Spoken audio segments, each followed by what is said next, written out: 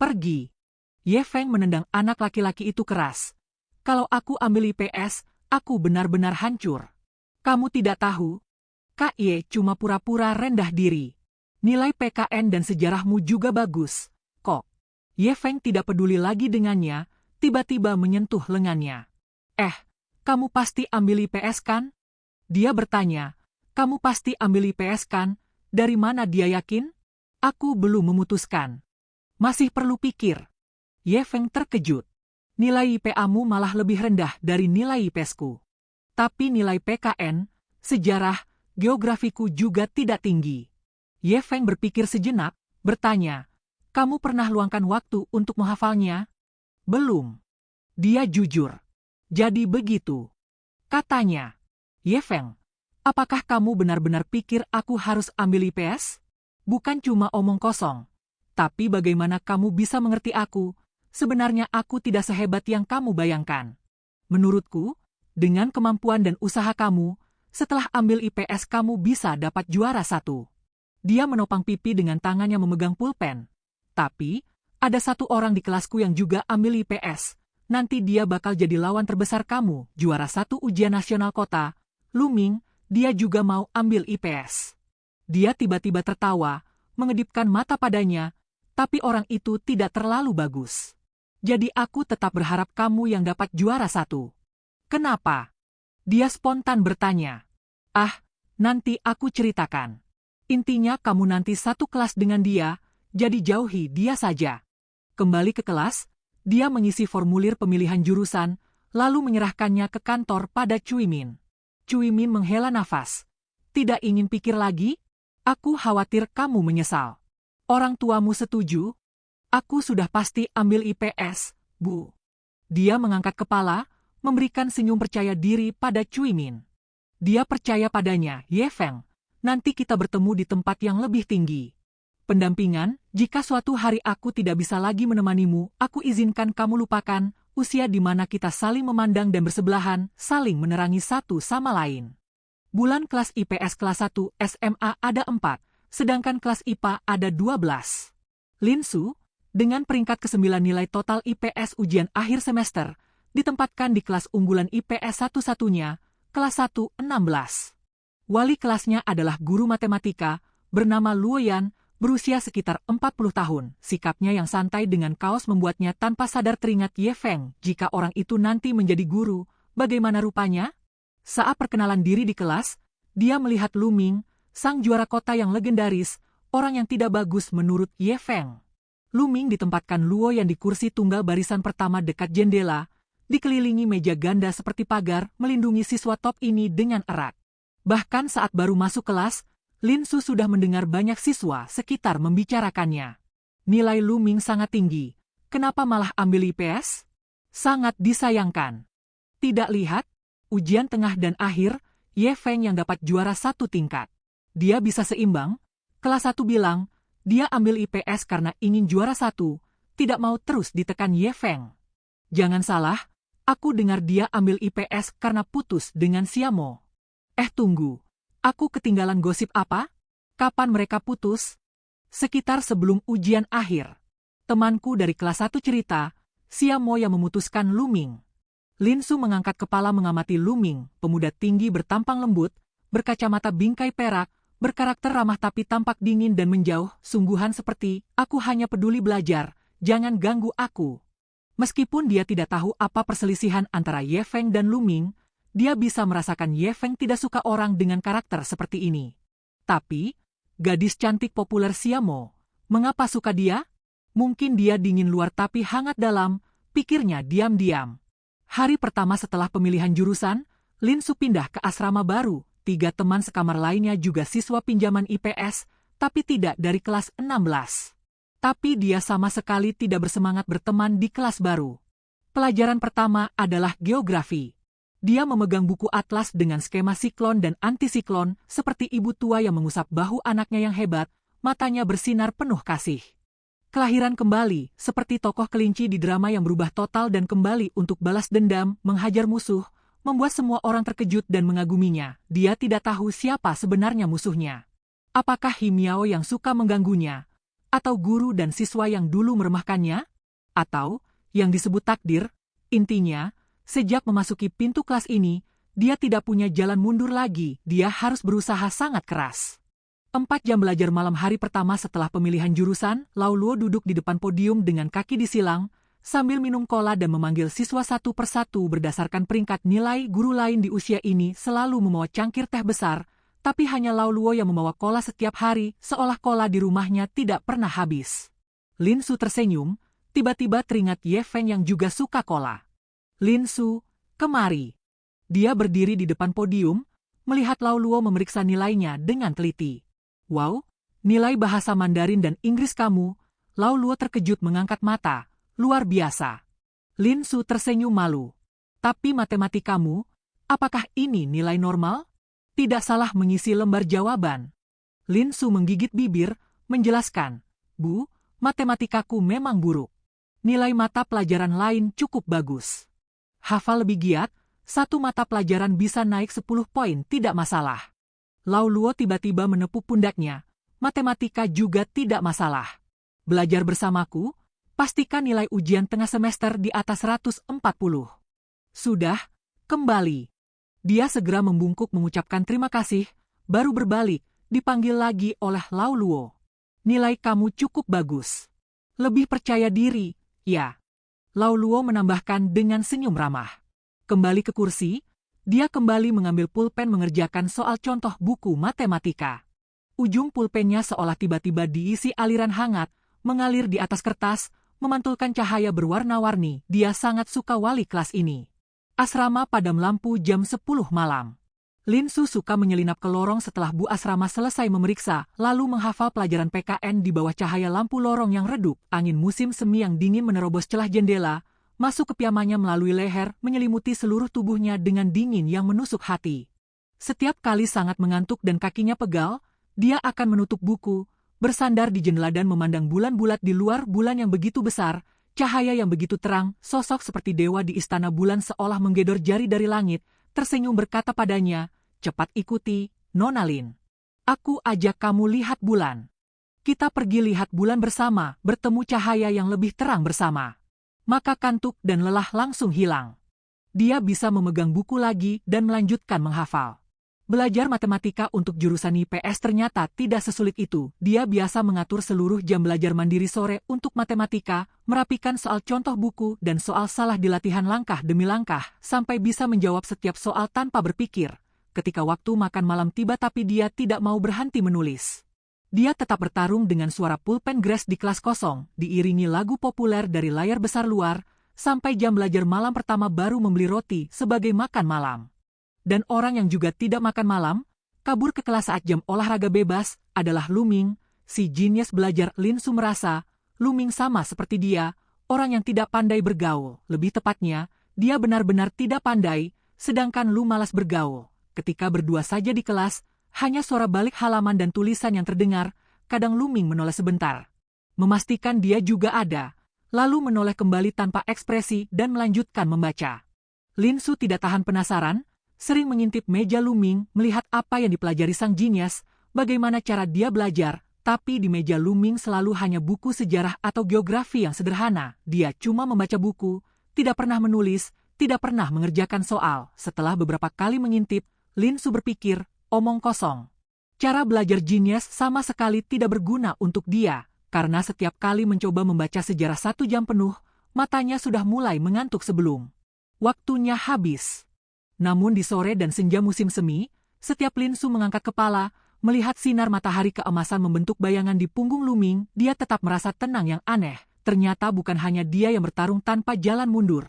Ternyata ada juara ujian kota ini yang juga sama-sama tidak mau menyerah.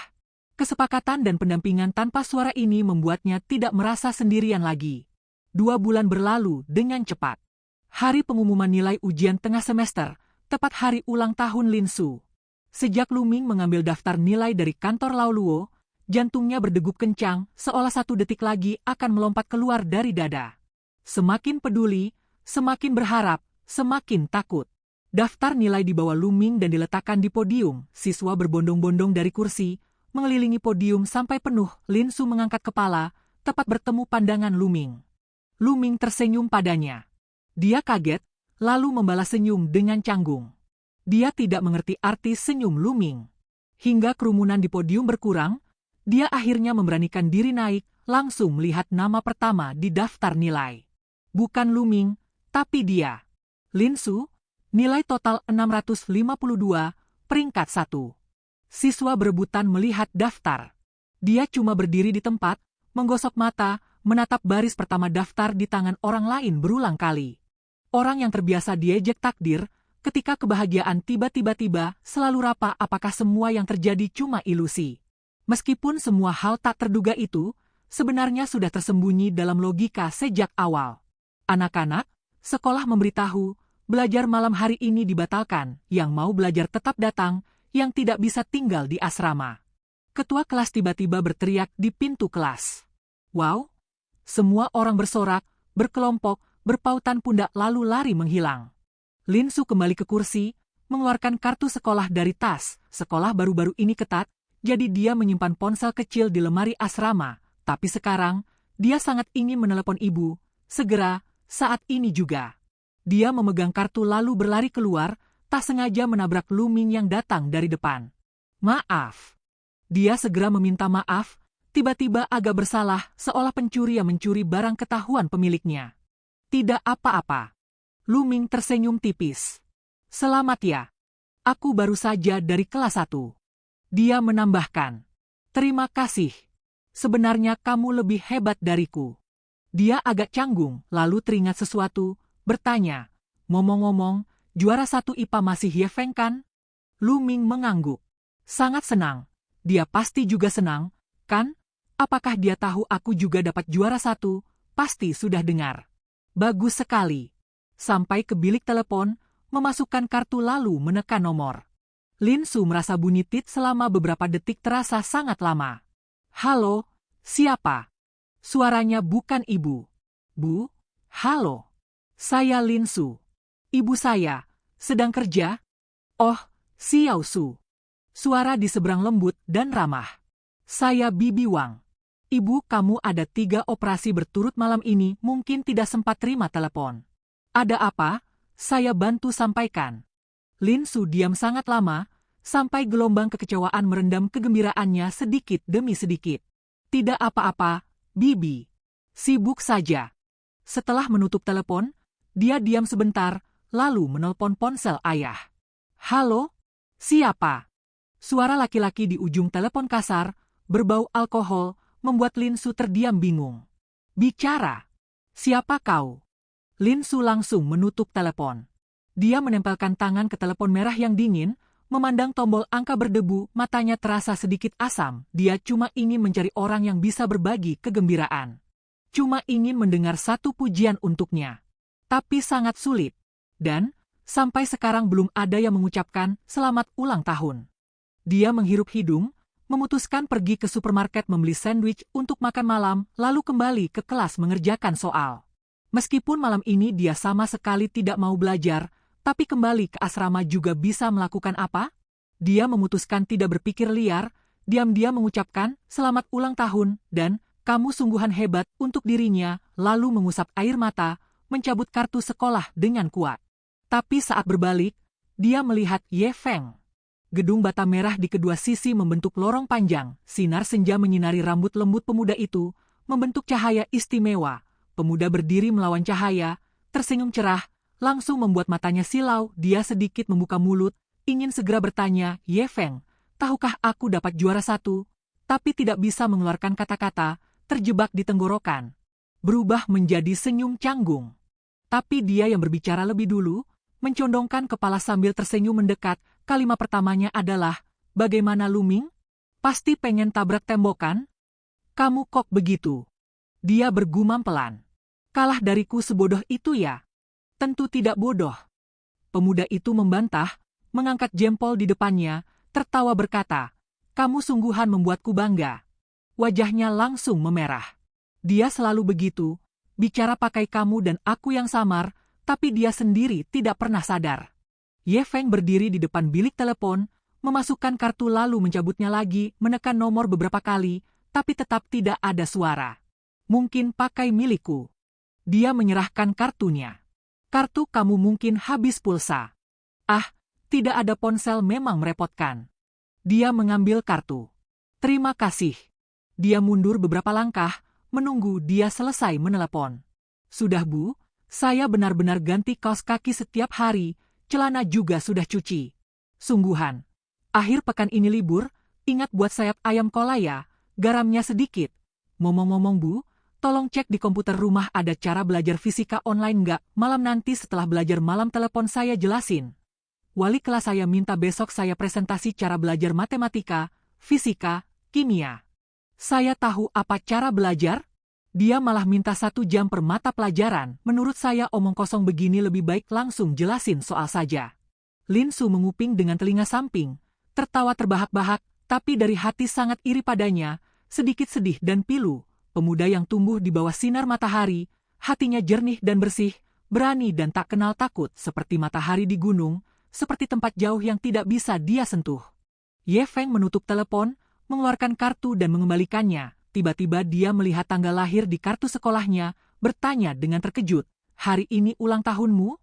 Dia kaget sebentar, lalu mengangguk. "Selamat ulang tahun." Dia tersenyum ramah, nadanya tulus. "Terima kasih. Ngomong-ngomong, kamu sudah makan? Mau keluar makan? Kalau tidak salah ingat, kamu masih berutang makan sama saya kan?" Tanyanya tiba-tiba. "Keluar? Bagaimana bisa? Pintu sekolah masih ditutup kan?" "Pagar loncat." Ye Feng berkata dengan sewajarnya. "Kamu belum pernah." Lin Su menggeleng tanpa mengerti. "Ya, kamu ingin 24 jam belajar, bagaimana mungkin loncat pagar main?" Ye Feng mengangkat alis, tersenyum jahat. "Malam ini jangan belajar, aku ajak kamu main." Lin Su merasa kalau bukan Ye Feng, dia seumur hidup tidak akan melakukan hal seperti loncat pagar.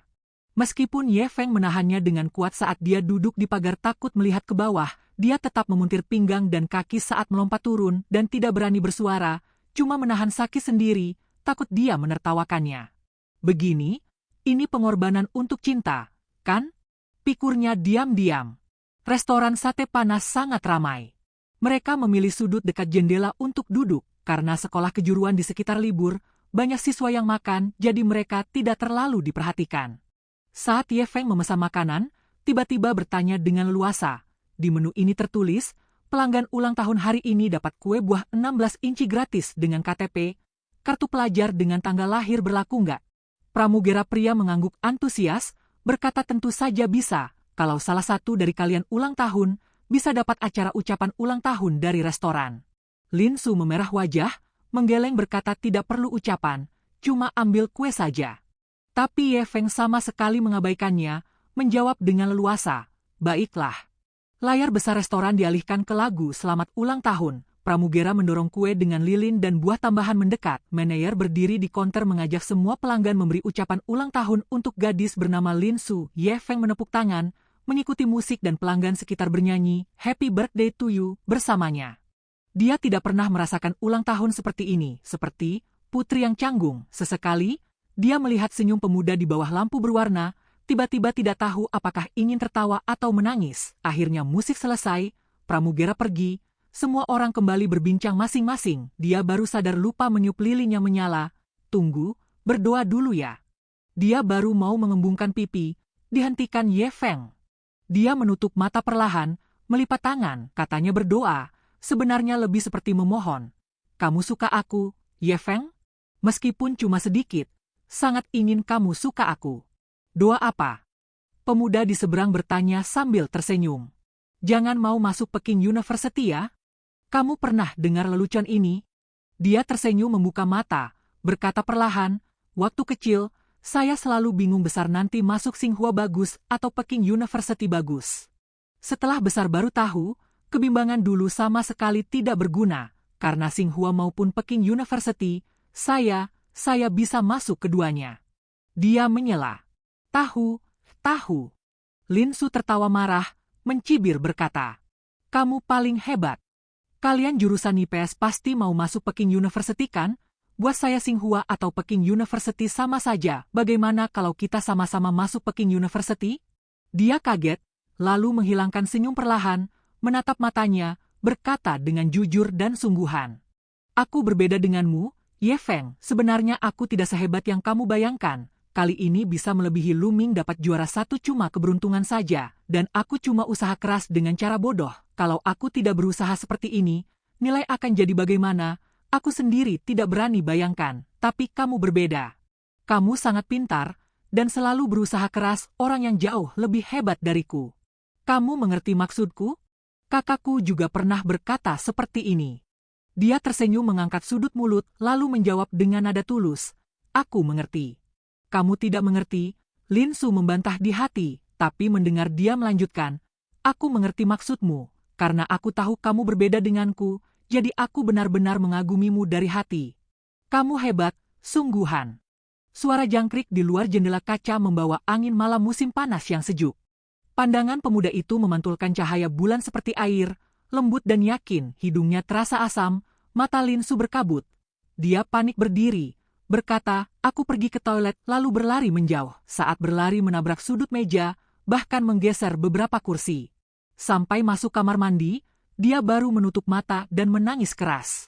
Mengapa ingin menangis seperti ini? Berapa malam kelelahan, berapa saat meragukan diri sendiri, dia biasa mengangkat kepala memandang bulan. Bulan yang cerah dan terang tapi sangat jauh, tempat yang indah dan megah tapi tidak bisa dicapai. Dia memandang dengan rakus, ingin berlari menuju, ingin memilikinya, tapi tidak tahu bagaimana, hanya bingung dan panik. Sampai, dia menemukan titik tumpu untuk memeluk bulan. Titik tumpu itu adalah dia. Dialah yang berdiri di jalan dari realitas menuju mimpinya, memberinya keberanian dan kekuatan, membawanya berlari ke tempat jauh yang tak terjangkau. Seberapa beruntung dia, sehingga di masa muda yang sepi dan tertutup bertemu dengan orang seperti dia. Dia tidak tahu berapa lama menangis, saat mengeringkan ingus dan air mata kembali ke kursi, sate panas dingin sudah dihidangkan, cepat makan. Ye Feng mengambil sate usus sapi memasukkan ke mulut, kepedasan membuatnya minum cola dengan cepat. Ye Feng, aku bisa tanya sesuatu? Mengapa kamu sangat tidak suka Lu Ming? Tanya Lin Su. Gerakan pemuda memilih sate dari panci berhenti sebentar. Benar-benar mau dengar. Hati yang penasaran membuat Lin Su mengangguk antusias. Waktu kelas 3 SMP, aku ikut lomba matematika pelajar sekota. Kamu ingat kan? Saat itu aku, Lu Ming, dan 2 temanku lain belajar di satu asrama, berteman baik. Kemudian hari final, salah satu temanku soal di belakang kertas tidak tercetak. Dia duduk di belakang Lu Ming. Jadi tanya Lu Ming apakah belakang tidak ada soal. Lu Ming berkata iya. Kemudian final itu, aku kalah 2 poin tidak lolos. Temanku itu lebih parah, tapi Lu Ming dapat juara 1 sekota, dapat 10 poin tambahan ujian masuk SMA. Sebenarnya nilai murni ujian masuk SMA aku lebih tinggi darinya. Lin Su mendengar diam-diam, melihat Ye Feng mencibir sedikit. Aku cuma tidak suka dia. Jadi, aku harap kamu terus dapat juara 1, tidak memberinya kesempatan selamanya. Ye Feng tertawa, mengedipkan mata. Pemuda berusia 16 tahun, suka dan tidak suka bisa ditulis di wajah dengan leluasa, dikatakan secara langsung dan jujur. Tidak seperti dia. Dia memandang anak laki-laki di depannya dengan tenang, punya kesombongan nyata, kebanggaan nyata, suka dan benci nyata, cinta dan benci nyata di usia 16 tahun. Dia memang orang seperti ini. Orang yang benar-benar berlawanan dengannya. Mungkin karena itulah, dia memiliki daya tarik besar padanya, membuatnya ingin mendekat dengan sekuat tenaga. Setelah selesai makan, panci kecil dan tabung sate di meja diambil pramugera, AC suhu konstan dan lagu populer yang diputar berulang di layar besar membuat mereka enggan pergi. Tanpa ponsel sangat membosankan. Ye Feng mencibir sambil bergumam. Kita baca buku sebentar ya. Lin Su melihat beberapa baris buku yang bisa dibaca gratis di rak kecil di belakang, mengeluarkan 1 buku prosa dan memberikannya pada Ye Feng, sementara dia sendiri mengambil 1 kumpulan esai Zhang Ailing untuk dibaca. Tapi orang itu, Ye Feng, baru membalik beberapa halaman lalu menutup buku, tertidur di atas meja. Dia menutup bukunya, menempelkan dagu di lengan yang dilipat di meja, mengedipkan bulu mata lebat, memandang anak laki-laki di depannya dengan tenang, kulitnya sangat putih, bulu mata keritingnya lebih panjang darinya, wajah tidurnya sangat manis, di bawah alis dan mata yang tampan, sudut mulut yang sedikit terangkat penuh senyum. Bagaimana mungkin Tuhan membuatnya sekaligus pintar dan tampan? Satu pikiran jahat memenuhi otaknya. Ingin sekali menciumnya. Di sudut yang tidak diperhatikan pramugera dan pelanggan lain, seperti tokoh utama drama Taiwan, mencium pipinya dengan lembut. Tapi seberani apapun dia tetap tidak berani. Jadi hanya bisa kembali membaca buku. Satu kalimat tiba-tiba masuk ke matanya. Setelah bertemu dengannya, dia menjadi sangat rendah sampai debu, tapi hatinya gembira, dan dari debu itu tumbuh bunga. Dari debu, tumbuh bunga. Angin malam musim panas menggetarkan lonceng Jepang di pintu restoran, lagu populer di layar besar tiba-tiba berubah menjadi musik lembut yang menenangkan, bahkan lampu berwarna yang digantung di atap berhenti berkelip sejenak, seolah pertanda waktu berhenti. Bisakah waktu berhenti di sini dulu? Tidak perlu kembali ke gedung baja yang dingin dan kejam, tidak perlu lagi berurusan dengan hubungan siswa yang dingin dan jauh, tidak perlu lagi menghabiskan tubuh dan masa muda untuk menghafal dan mengerjakan soal tanpa henti. Sebenarnya dia sangat tidak suka belajar, sungguhan.